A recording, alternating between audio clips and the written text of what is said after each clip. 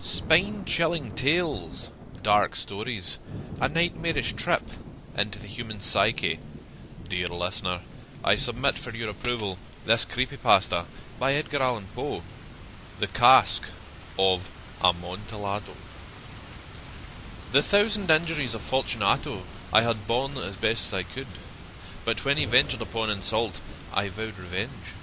You, who so well know the nature of my soul, will not suppose, however, that gave utterance to a threat. At length I would be avenged. This was a point definitely settled, but the very definitiveness with which it was resolved precluded the idea of risk. I must not only punish, but punish with impunity. A wrong is unredressed when retribution overtakes its redresser. It is equally unredressed when the avenger fails to make himself felt as such to him who has done the wrong. It must be understood that neither by word nor deed had I given Fortunato cause to doubt my goodwill. I continued, as was my inn, to smile in his face, and he did not perceive that my to smile now was at the thought of his immolation. He had a weak point, this Fortunato, although in other regards he was a man to be respected and even feared. He prided himself on his connoisseurship in wine. Few Italians have the true virtuoso spirit. For the most part their enthusiasm is adopted to suit the time and opportunity, to practise imposture upon the British and Austrian millionaires. In painting and gemmery, Fortunato, like his countrymen, was a quack, but in the matter of old wines he was sincere. In this respect I did not differ from him materially. I was skilful in the Italian vintages myself, and bought largely whenever I could. It was about dusk, one evening during the supreme madness of the carnival season, that I encountered my friend. He accosted me with excessive warmth, for he had been drinking much. The man wore motley. He had on a tight-fitting party-striped dress, and his head was surmounted by the conical cabin bells. I was so pleased to see him that I thought I should never have done wringing his hand. I said to him, "My dear Fortunato, you are luckily met. How remarkably well you are looking today. But I have received a pipe of what passes for Amontillado, and I have my doubts." "How?" said he. "Amontillado? A pipe? Impossible, and in the middle of the carnival." "I have my doubts," I replied, "and I was silly enough to pay the full Amontillado price, without consulting you in the matter. You are not to be found, and I was fearful of losing a bargain." "Amontillado? I have my doubts. Amontillado? And I must satisfy them. Amontillado? As you are engaged, I am on my way to Lucrece. If any one has a critical turn, it is he. He will tell me. Lucrece cannot tell Amontillado from sherry, and yet some fools will have it that his taste is a match for your own. Come, let us go." "Whither?" "To your vaults." "My friend, no, I will not impose upon you your good nature. I perceive you have an engagement. Lucrece, I have no engagement. Come." "My friend, no, it is not the engagement, but the severe cold with which I perceive you are afflicted. The vaults are insufferably damp. They are encrusted with nitre." "Let us go, nevertheless. The cold is merely nothing. Amontillado, you have been imposed upon, and as for Lucrece, he cannot distinguish sherry from Amontillado." Thus speaking, Fortunato possessed himself of my arm, and putting on a mask of black silk, and drawing a roquelaire closely about my person, I suffered him to hurry me to my palazzo. There were no attendants at home.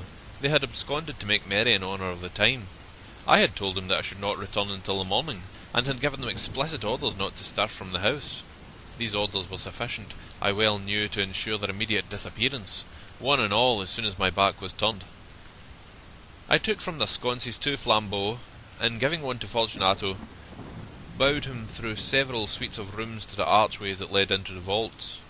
I passed down a long and winding staircase, requesting him to be cautious as he followed. We came at length to the foot of the descent, and stood together upon the damp ground of the catacombs of the Montresors. The gait of my friend was unsteady, and the bells upon his cap jingled as he strode. "The pipe," he said. "It is farther on," said I, "but observe the white webwork which gleams from these cavern walls."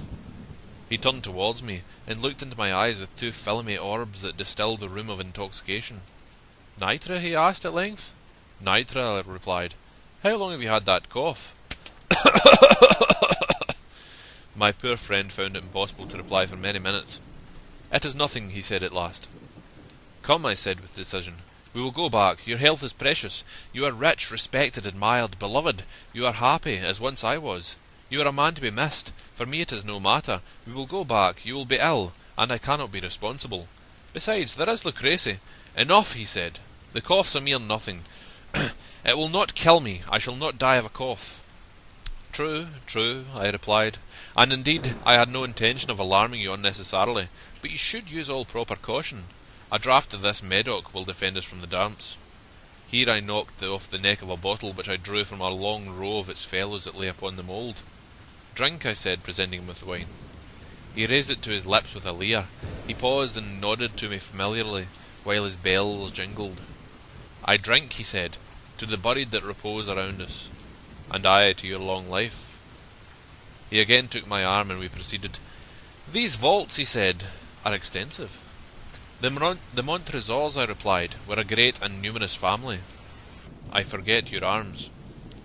A huge human foot d'or in a field azure. The foot crushes a serpent, rampant, whose fangs are embedded in the heel. And the motto? Nemo me impune lacessit. Good, he said. The wine sparkled in his eyes, and the bells jingled. My own fancy grew warm with the Medoc. We had passed through long walls of piled skeletons, with casks and puncheons intermingling, into the inmost recesses of the catacombs. I paused again, and this time I made bold to seize Fortunato by an arm above the elbow. The nitre, I said, see, it increases. It hangs like moss upon the vaults. We are below the river's bed. The drops of moisture trickle among the bones. Come, we will go back ere it is too late. Your cough. It is nothing, he said. Let us go on, but first another draught of the Medoc. I broke and reached him a flagon of de Grave. He emptied it at a breath. His eyes flashed with a fierce light. He laughed and threw the bottle upwards with a gesticulation I did not understand. I looked at him in surprise. He repeated the movement, a grotesque one.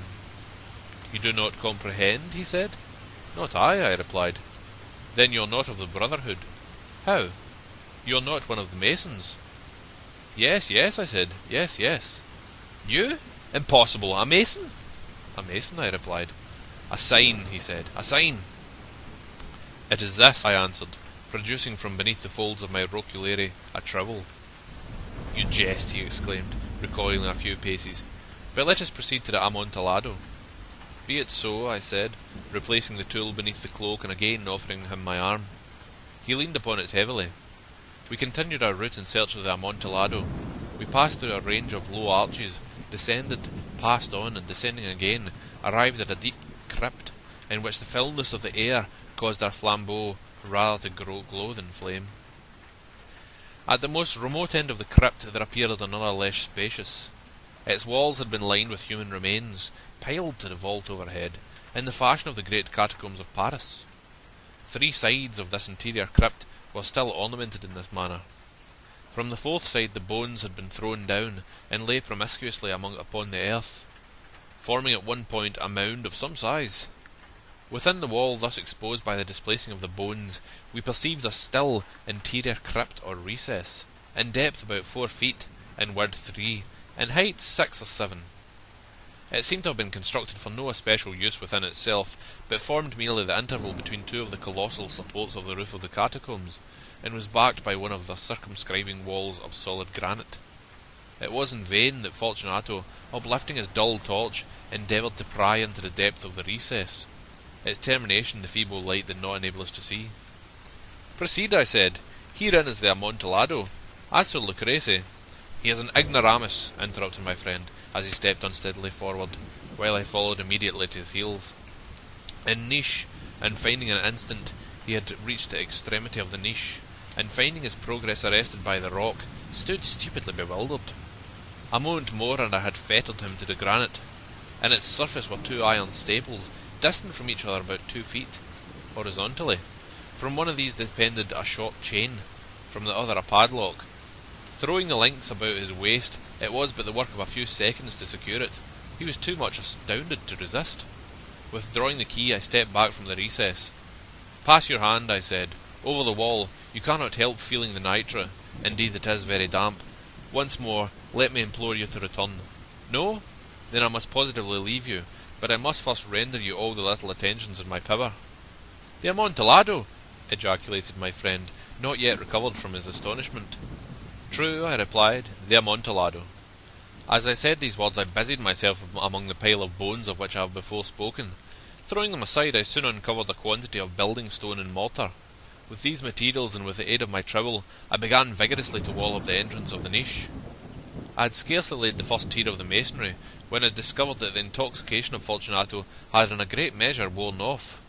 The earliest indication I had of this was a low moaning cry from the depth of the recess. It was not the cry of a drunken man. There was then a long and obstinate silence. I laid the second tier, and the third, and the fourth, and then I heard the furious vibrations of the chain.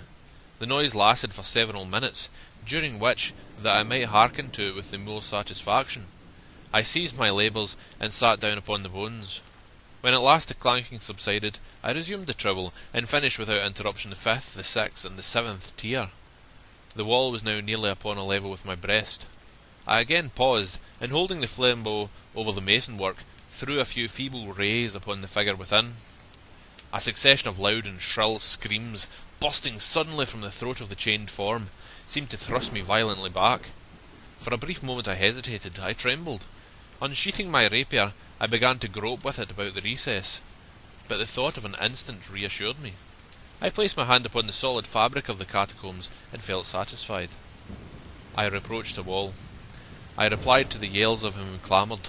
I re-echoed, I aided. I surpassed him in volume and in strength. I did this, and the clamourer grew still. It was now midnight, and my task was drawing to a close. I had completed the 8th, the 9th, and the 10th tier. I had finished a portion of the last and the 11th. There remained but a single stone to be fitted and plastered in. I struggled with its weight. I placed it partially in its destined position, but now there came from out the niche a low laugh that erected the hairs upon my head. It was succeeded by a sad voice, which I had difficulty in recognising as that of the noble Fortunato. The voice said, "Ha ha ha, hee hee, a very good joke indeed, an excellent jest. We will have many a rich laugh about it at the palazzo, hee hee, over our wine, hee hee." "The Amontillado," I said. "Hee hee hee, yes, the Amontillado, but is it not getting late? Will not they be awaiting us at the palazzo, the Lady Fortunato and the rest? Let us be gone." "Yes," I said, "let us be gone." "For the love of God, Montresor!" "Yes," I said, "for the love of God." But to these words I hearkened in vain for a reply. I grew impatient. I called aloud, "Fortunato!" No answer. I called again, "Fortunato!" No answer still. I thrust a torch through the remaining aperture and let it fall within. There came forth in return only a jingling of the bells. My heart grew sick. It was the dampness of the catacombs that made it so. I hastened to make an end of my labour. I forced the last stone into its position. I plastered it up. Against the new masonry I re-erected the old rampart of bones. For the half of a century no mortal has disturbed them. In pace requiescat.